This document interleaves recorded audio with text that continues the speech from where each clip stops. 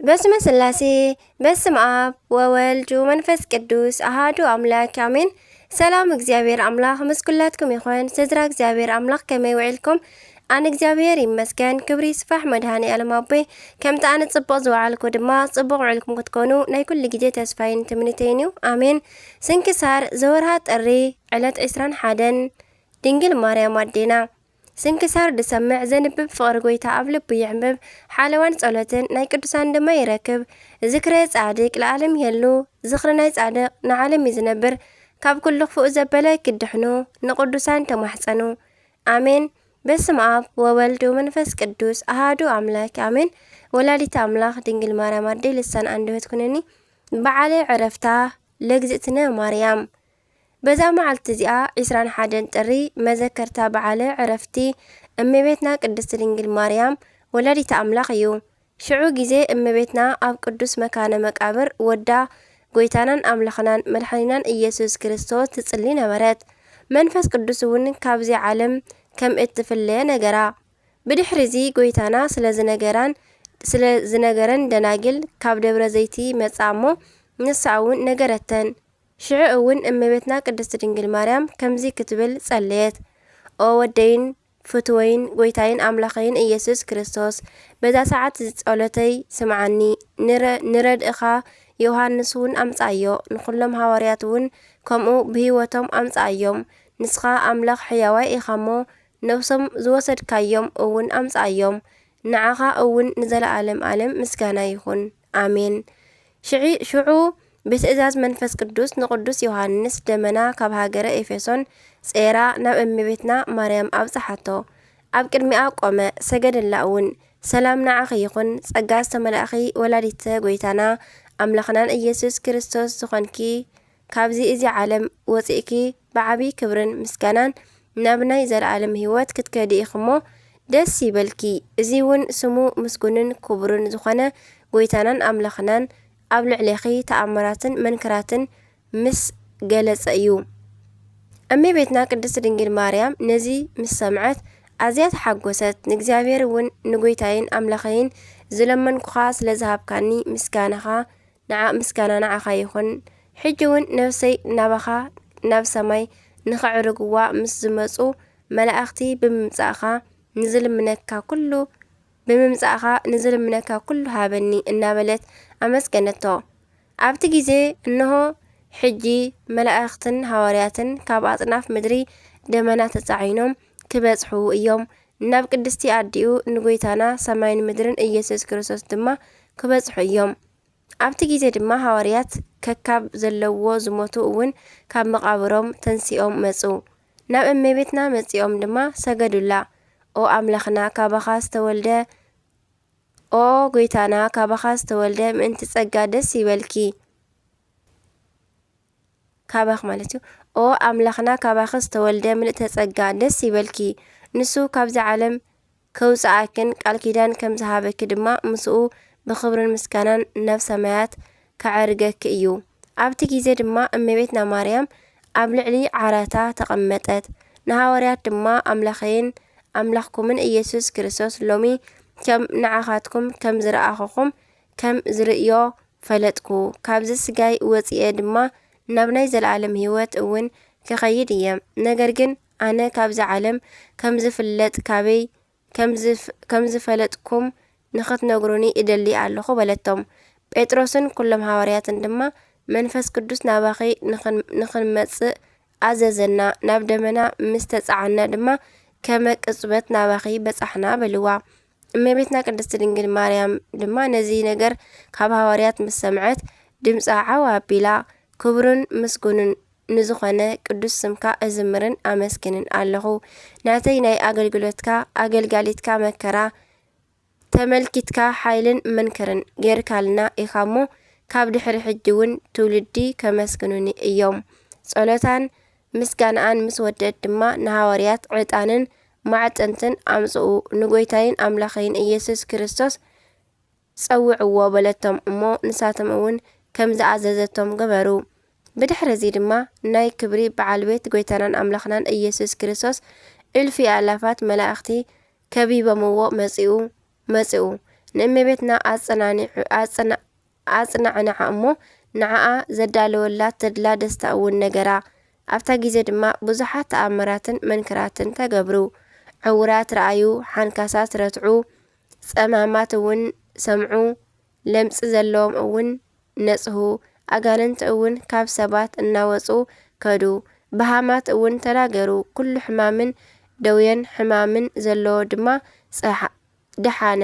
እመቤትና ቅድስት ድንግል ማርያምን ናብ ዘላትሉ ገዛ እንትቐርቡ ኣብታ ግዜ ድማ ካብ ደዌኦም ይፍወሱ። ብድሕሪ እዚ እመቤትና ቅድስት ድንግል ማርያም ንፍቕሪ ወዳ ኦ ወደይን ፍቑረይን ኣነስ ኣብ ውሽጢ ኣየር ተበቲኖም ካብ ዘለው ጉሩማንን መደንግፃንን መላእኽቲ ካብ ባሕሪ እሳትን ዝተለዓለን እፈርሕ ኣለኹ በለቶ። ጎይታና ድማ ሓደ እኳ ካብኣቶም ኣብ ልዕለኺ ስልጣን የብሉን በላ። ካብ ስጋኣ እትፈልሰሉ ግዜ ምስ በጽሐ ድማ ደናግልን ሃዋርያትን እናበኸዩ ንኽትባርኾም ለመንዋ። ኢዳ ኣብ ልዕሊኦም ኣቐሚጣ ድማ ባረኸቶም። ንዓና እውን ከምኡ ጌራ ትባረኸና ወላዲተ ኣምላኽ ኣሜን። ኣብቲ ግዜ ድማ ንንጽህቲ ነፍሳ ብመለኮታዊ ኣእዳው ወሰዳ። ብብርሃን ኣጎልቢቡ ድማ ናብ ላዕለዋይ ብርሃን ድማ ምስኡ ኣዕረጋ። ንስጋኣ ድግን ከም ዝግባእ ንኽገንዝዋን ጼሮም ናብ ጌተ ሰማኒ ንኽወስድዋን ንሃዋርያት ኣዘዞም። ቅድሚ ነፍሳ ምውፃኣ ድማ እመቤትና ቅድስት ድንግል ማርያም ብናይ ሰብ አንደበት ክንገር ዘይክእል ዓብይ ብርሃን እናረኣየት ጸንሐት እሞ ናይ ክብሪ በዓል ቤት ጎይታናን ኣምላኽናን ኢየሱስ ክርስቶስ ድማ ካብ ሎሚ ግን ስጋኺ ናብ ናይ ተድላን ደስታን ገነት ከፍልስ እየ። ካልኣይ ድማ ስጋኺ ምስ ነፍስኽን ክወስደን ተምሳሌት ኣብ ዘይብሉ ኣብ ውሽጡ ድማ መላእኽቲ ኣብ ቅድሜኺ ዘመስግንሉ ናይ ተድላ መሕደርን ከቐምጠልክ እየ በላ። እመቤትና ቅድስት ድንግል ማርያም ድማ ኦ ነዚ ኩሉ ብኺነ ጥበብካ ነዚ ኩሉ ዝገበርካ ጎይታይ ኣመስግነካ ኣለኹ። ካብኡ ድማ ልመናይ ንኽትሰምዓኒ እልምነካ ኣለኹ። ብስመይ ናባኻ ዝልምን ድማ ልመናኡ ብሳህልኻ ልመናኡ ትቐበል። ኣብ ሽግር እናሃለወ ናባኻ ብስመይ ንዝልምን ድማ ካብ ኩሉ ሽግሩ ኣድሕኖ ኣሜን። ኣብ ልዕሊ ኩሉ ስራሕ ኣብ ሰማይን ምድርን ንስኻ ከኣሊ ኢኻ እሞ መዘከርታይ ኣብ ውሽጡ ዝገብረሉ ኩሉ ቦታ እውን ባረኽ። ብስመይ ዘቕርብዎ ቁርባኖም እውን ንኹሎም ተቐበሎም በለቶ። ጎይታናን ኣምላኽናን ኢየሱስ ክርስቶስ ድማ እንሆ ኩሉ ዝለመንክኒ ክገብረልክ እየ። ኩሉ ጸጋ ክብርን መጎስን ካብ ኣቦይን መንፈስ ቅዱስን ተውሂቡኪ እዩሞ ደስ ይበልኪ። ኩሉ ብስምኪ ንዝልምን ድማ በዚ ዓለም በቲ ዝመጽእ ዓለም ኣይጠፍእን እሞ ኢሉ መለሰላ። እመቤትና ምስ ሓረፈት ድማ ሃዋርያት ገነዝዋ። ጎይታና ከም ዝኣዘዞም ድማ ናብ ጌተ ሰማኒ ንኽወስድዋ ኣብ ዓራት ጾርዋ። ኣይሁድ ድማ ሰሚዖም ስጋኣ ንኸውዕዩ ወፁ እሞ ካብኣቶም ሓደ ድማ ናብ ምድሪ ንኸጽድፋ ናብ ናይ እመቤትና ዓራታ ኣዝሓዘ። ኣብቲ ግዜ ድማ መልኣኽ እግዚኣብሔር ንኣዳው ብሰይፊ እሳት ወቕዖ። ኣብ ልዕሊ ዓራታ ዝተንጠልጠሉ ድማ ኾኑ የእዳው ማለት እዩ። ተንዛእና ዓራት ናይ መብርሃን እዳው ዝሓዛ ተቖረጻ። ኣብቲ ግዜ ብጎይታና ዝኣመነ እሞ ብብኽያት ድማ ኣንቲ ብሓቂ ድንግል ዝኾንኪ ኣዲኡ ንሓቀኛ ኣምላኽ ጎይታ ኢየሱስ ክርስቶስ ኣብ ልዕለይ ይቕረታ ንኽትገብሪ እልምነኪ ኣለኹ። ስለ ሃዋርያት ልመና ድማ ኣእዳው ተመሊሰን ከም ናይ መጀመርያ ጥዑያት ኮናሉ። ምስ ቀበርዋ ድማ ኣብኡ 3 መዓልቲ ነበሩ። ዕረፍታ ድማ ብዕለተ እሁድ ጥሪ 21 በዛ መዓልቲ ኮነ። ጎይታና ድማ ብርሃናውያን መላእኽቲ ለኣኸ። ንሳቶም ድማ ንስጋኣ ወሲዶም ኣብ ትሕቲ እፀ ህይወት ኣብ ውሽጢ ገነት ኣንበርዋ። ሃዋርያ ቶማስ ግን ኣብቲ ግዜ ኣይነበረን። ንሱ ኣብ ልዕሊ ደመና ተጽዒኑ እናመፀ እንከሎ ድማ ንእመቤትና መላእኽቲ ክዕርግዋ ረኸባ። መላእኽቲ ድማ ንኣደ ኣምላኽ እመቤትና ቅድስት ድንግል ማርያም ኢድ ንሳእ በልዎ። ንሱ ድማ ሰገደላን ተሳለማን ካብኡ እውን ተባረኸ። ብድሕሪ እዚ ናብ ሃዋርያት በጽሐ። ንሳቶም ድማ ብዛዕባ ዓረፍታን ንእመቤትናን ድንግል ማርያም ከም ዝቀበርዋን ነገርዎ። ቶማስ ድማ ኣነስ ስጋኣ ክሳዕ ዝርኢ ኣይኣምንን በለ። ንኸርእይዎ ናብ መቃብራ ምስ ኣብፅሕዎ ድማ ስጋኣ ኣብ ውሽጢ መቃብር ኣይረኸቡን።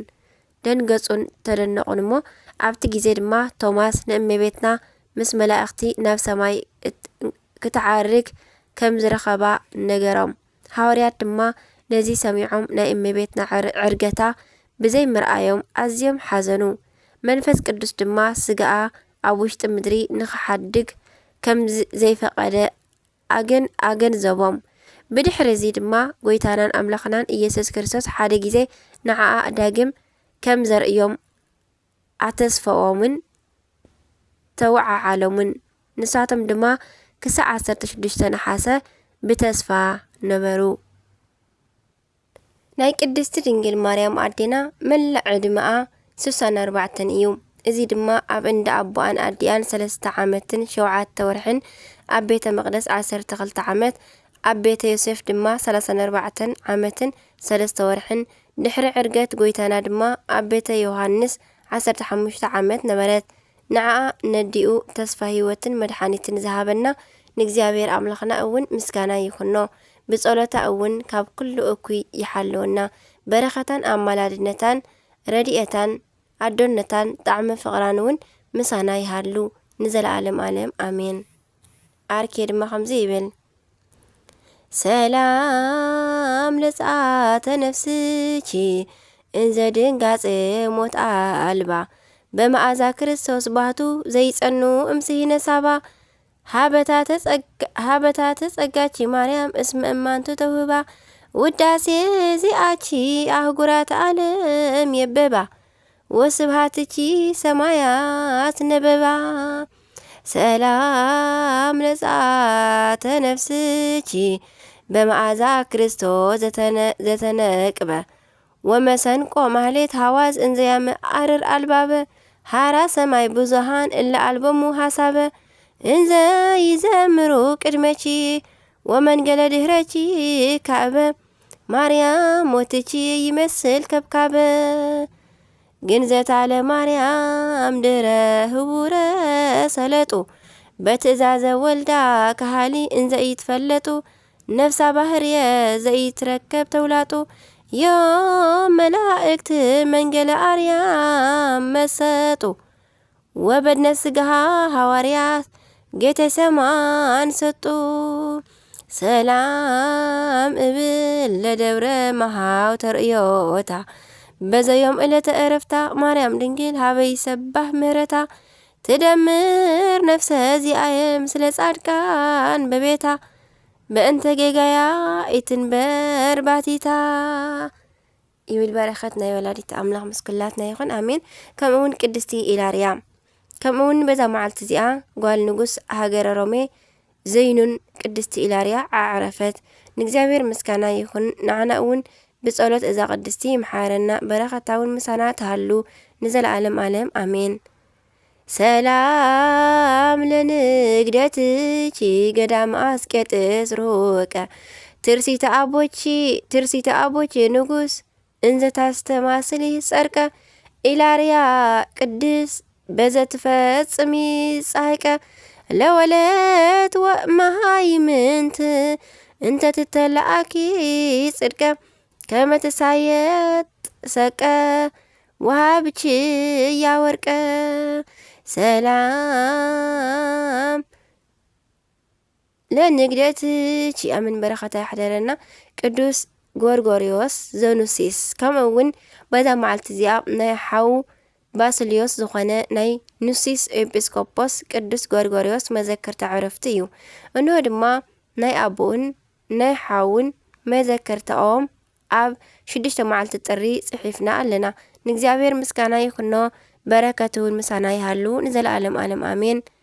ኣርኬ ድማ ከምዚ ይብል ሰላም ለጎርጎርዮስ ባዕዳወ ችሩብ ዘተሃቅፈ ጊዜ ይአርግ ለሊሁ ቅዳሴ ቁርባን ወኩፈ ሶበት መጽእ ሃበየ ትቤሎ ማርያም አፈ እንዘ ይመስለሙ አርአያ ዘይነውም ዘልፈ ሰብኣን ቅህዎ ተረክበ እሩፈ ከምኡውን በዛ መዓልቲ እዚኣ ናይ ኒቆላዎስ ዘጾማኤት ኣባ ፊቅጦር ኤጲስቆጶስ ጳውሎስ መኮንን ሲላስ ቀሲስ ኤርምያስ ነቢ ቀውስጦስ ዮሐንስ ኣባ እስክንድር መዘከርታኦም እዩ። እመቤትና ቅድስት ድንግል ማርያም ኣብ ደብረ መሃው ምስ ዮሐንስ መጥምቅ ዝተገለጸትሉ እውን እዩ። በረከቶም ይሕደረና አሜን።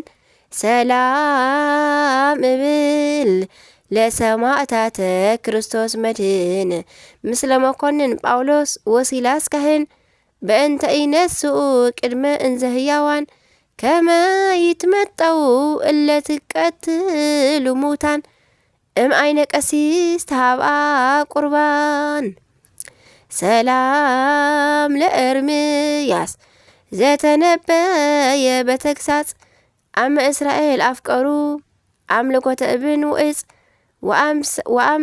ወአሰሰለሎሙ በኃይለ ጸሎቱስ ስርዋጽ አራዊተ ወአናብስ ተጉሩማን ራእይ ወገጽ ወበእንተ ይትገበር በዓሉ በግብጽ። ንእግዚአብሔር አምላኽና ምስጋና ይኹኖ ንዓና እውን ብጸሎት ኩሎም ቅዱሳን ይምሓረና ንዘለዓለም ዓለም አሜን። በዝለማዓንቲ ዓመታውን ወርሓውን ተኸቢሮም ዝውዕሉ ቅዱሳና ምስኩላትና ይኹኑ በረከቶም አሜን። ዘውደቕኩ ካብ ዜማ ካብ ኣነባ ፊደል ኩሉ ብኣፈ ቅዱሳን ትጓሃን መላእክት ይተኣርመለይ አሜን። አቡነ ዘበሰማያት ይትቀደስ ስምከ ትምጻእ መንግሥትከ ወይኩን ፈቃድከ በከመ በሰማይ ከማሁ በምድር ሲሳየነ ዘለለዕለትነ ሀበነ ዮም ህድግ ለነ አበሳነ ወጌጋየነ ከመ ንሕነኒ ንህድግ ለዘአበሰረነ ኢታብአነ ዘእስምቱት አላድነ ንበልሃነ ኩሉ ኩስ መዚያከ ይእቲ መንግስት ኃይሉ ስብሐት ለዓለመ ዓለም አሜን። በሰላም ቅዱስ ገብርኤል መልአክ እግዝእት ማርያም ሰላም ለኪ ብሩክ አንቲ እምአንስት ብሩክ ፍሬ ከርሥኪ ተፈሥሒ ኦ ማርያም ተጸጋም ተወዳሴ ምልዕተ ሞገስ ምልዕተ ተክሉ እግዚአብሔር ምስሌኪ ሰአለ ወጽልሃ ፍቅር ወልድሽ ኢየሱስ ክርስቶስ ከመ ይስራልና ጣውልን ተማይጸነው ከተማጸነው ክራንቺ አሜን። ካብ ፍቅሪ ቅዱሳን ይፍለየና አሜን። ወስብሐት ለእግዚአብሔር ወለወላዲቱ ድንግል ወለመስቀሉ ክቡር አሜን አሜን። ለይኩን